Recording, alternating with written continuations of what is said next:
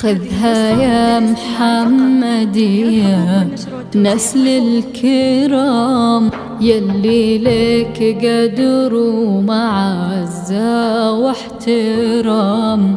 حطها بعينك تراها غالية، بنت شيخ ولا يوى فيها كلام. من بيوت العز